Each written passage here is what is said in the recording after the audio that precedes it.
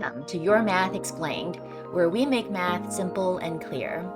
My name is Angela, and in this video, we'll break down a few of the common composite function problem types so that you can tackle them with confidence. If you don't know what composite functions are, be sure to check out the intro video first. So let's get started with this example. So here, we have a table of values, and we're asked to evaluate different composition of functions with various inputs. Okay, so the trick here is you want to start from the inside-most function first and then work your way out. So for example, the first one is f of g of 2. So we need to figure out what g of 2 is so that we can put that into our function f. So g of 2, let's go over to our table, and it's going to be equal to -1, because that is the one where the input is 2 and the output is -1. So this means this is going to equal f of -1. So now the next thing we look at is we want to look at our function f and what it's going to spit out if we put -1 as our input. So that is going to be right over here, and it tells us that the output is 2. So then our final answer for this one is going to be 2. Okay, moving on to the next one. We have now g of f of -1. So similarly, we're going to find f of -1 first. So again, we go over to our table, find our x is equal to -1 as the input, and then we can see that that is going to be equal to 2. So this is g of 2. And g of 2 is going to give us -1 because that is an input of 2, and we look at our function g of x. So this is equal to -1. Now the next question, we've introduced an additional layer. So we need to do this 3 times. The very first one is g of -2. So that's going to be -2, our function g, and that's going to give us 1. So copy down the outside functions and then replace g of -2 with 1. The next step is to find what g of 1 is. So that's going to be right here, again with our function g of x, and we're going to get -2. So this is going to be f of -2. Because all you're doing is replacing g of 1 with -2. And finally, the last step is to find what f of -2 is, and that's going to be here with the function f, and that is going to be equal to 4. And now the last one, that's going to be g of 0. So let's erase these first. So g of 0 is going to be equal to 3. So that'll be f of 3. And then f of 3, we actually don't have. So notice how for our list of values for x's, there isn't a 3 listed. So which means this one we actually can't solve. So this means we actually have no solution here. Okay, so let's take a look at another type of problem. So this one, instead of a table of values, we're given what the actual functions are. So we have our function f of x, and we have our function g of x. And we want to solve the equation f of g of x is equal to x plus 2. So there are 2 parts to this. The first part is you need to find out what f of g of x is. And then the second part is setting it equal to x plus 2 and then solving it. So let's go ahead and start with part 1. So we need to find what f of g of x is. So that means we take our function g of x and we put it into our function f. That's going to give us 2x minus 3 squared minus 5 times 2x minus 3 plus 6. Okay, so that is our f of g of x. Now we're going to set it equal to x plus 2. So you're going to have to do expansion on the left-hand side. So FOIL this quadratic here, and you're going to get 4x squared minus 12x plus 9. And then distribute the 5 to get minus 10x plus 15 and then plus 6. And that is equal to x plus 2. So now we're going to simplify the left side and move everything from the right over. So after you do that, what you should end up with is 4x squared minus 23x plus 28 is equal to 0. And now we're going to factor this.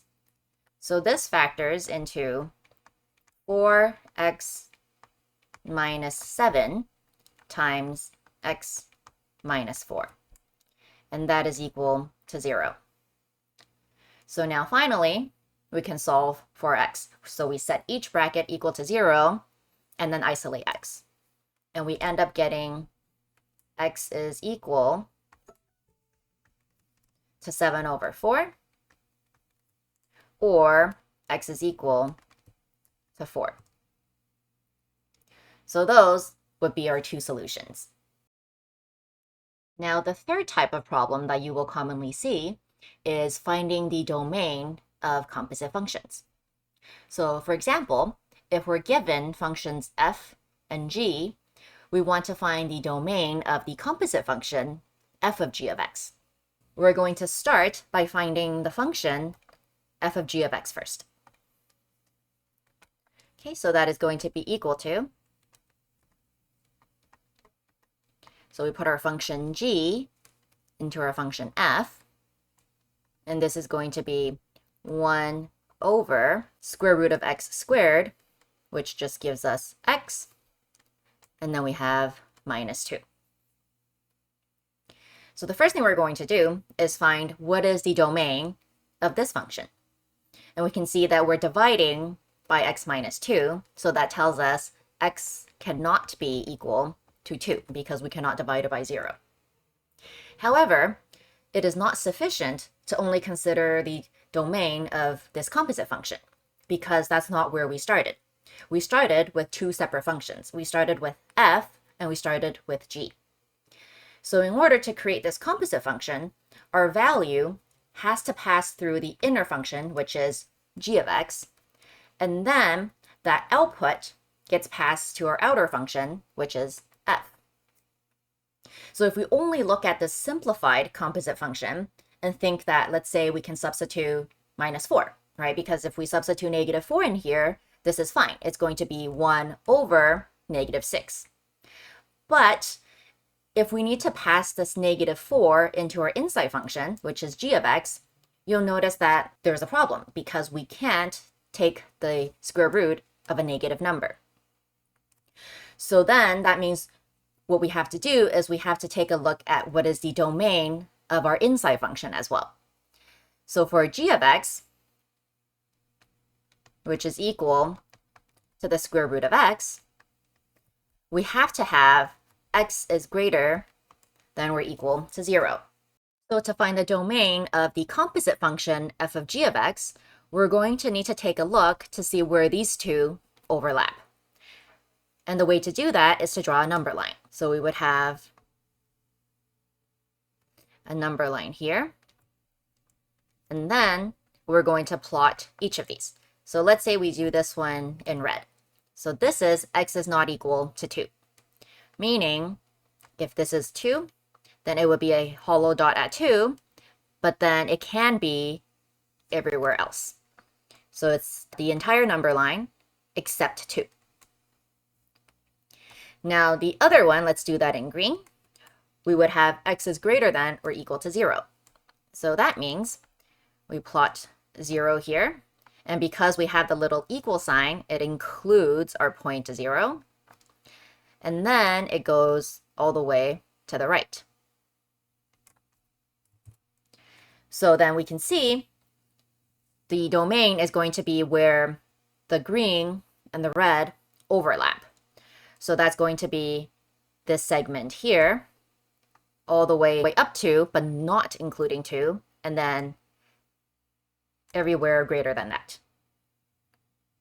So then the proper way of writing that would be, we have our domain is equal to, we start with our curly bracket, and we have x such that, and such that can be written either as a vertical line or a colon. So this is read as such that. Okay, so it'll be x such that x is greater than or equal to 0, and x cannot be equal to 2. So let's go ahead and do a quick recap of the 3 different types of problems we went through in this video.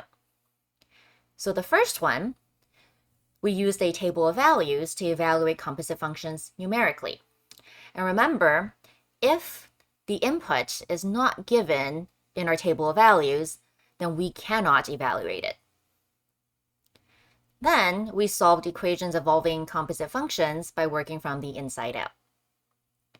And then finally, we looked at how to find the domain of composite functions by checking for restrictions in both the inner and the outer function. So understanding these 3 different types of problems will help you master composite functions from multiple perspectives. Try these 2 additional intermediate problems about composite function and leave your answers to 1 and parts A and B of 2 in the comments below. And let us know if you'd like to see more content on composite functions in the future. That's it for this video. If you found it helpful, remember to hit that like and subscribe. And if there's a topic you'd like us to cover, make sure to drop it in the comments.